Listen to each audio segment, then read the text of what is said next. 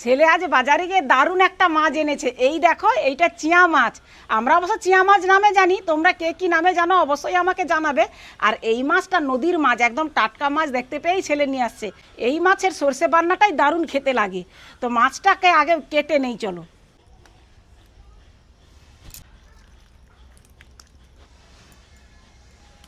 একটু ছাই নিলাম, মাছের কোনো আঁশ নেই, শুধু একটু ছাইয়ের মধ্যে ঘষে নিলেই এর খড়খড়ে ভাব হয়ে যায়।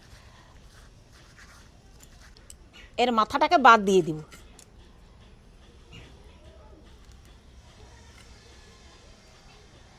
এই মাছগুলো আগে আগে খুব উঠতো, এখন খুব অল্প অল্প উঠে, আর সব সময় পাওয়াও যায় না। এইভাবে কেটে নিব।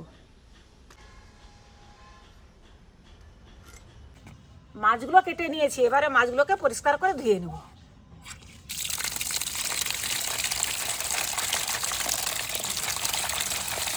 মাছটা ধুয়ে নিয়েছি, এবারে মাছের মধ্যে নুন হলুদ মাখিয়ে দিব।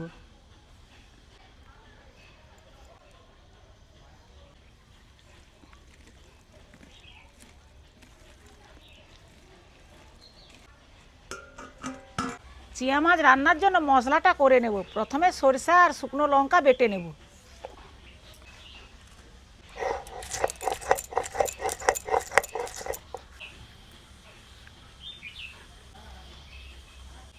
এবারে পেঁয়াজ বেটে নেব।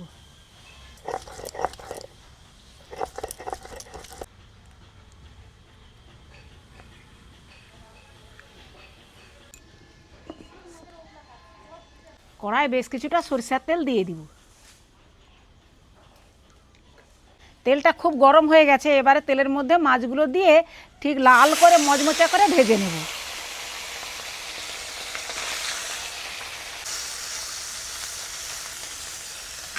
মাছগুলো ভাজা হয়ে গেছে, এবারে মাছগুলো তুলে নেব।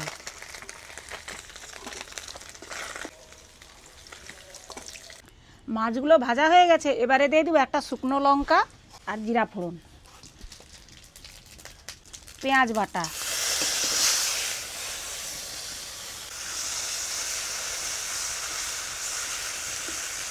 টমেটো কুচি,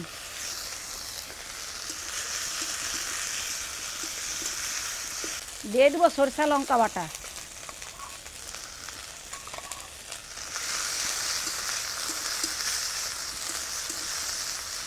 সরষাটা বেশি কষানোর দরকার নেই, দিয়ে দেবো অল্প জল।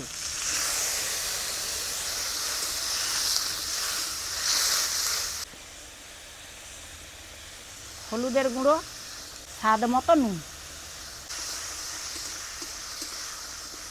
মশলাটা কষানো হয়ে গেছে, এবারে দিয়ে দেবো পরিমাণ মতো জল। এর কোনো ঝোল থাকবে না, শুধু সেদ্ধ হবে আর গা মাখা হবে, সেই মাপেই জলটা দিয়ে দিব। ঝোলটা ফুটে গেছে, এবারে ভাজা মাছগুলো দিয়ে দিব।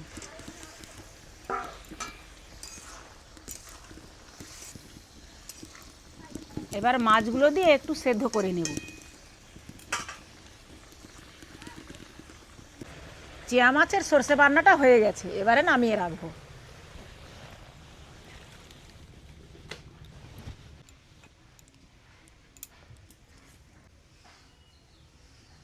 চিয়া মাছের সর্ষে বান্না হয়ে গেছে, আর ভাতটাও হয়ে গেছে, এবারে মা ছেলে মিলে খেতে বসে গেছি।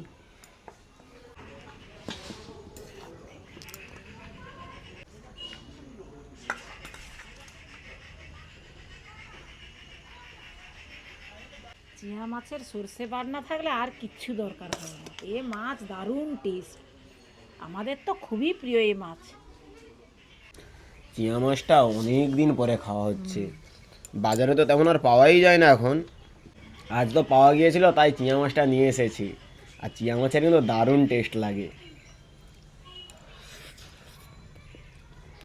এগুলো নদীর মাছের জন্য এর স্বাদ এটা একটু বেশিই হয়। নদীর যে কোনো মাছ খুব ভীষণ স্বাদ।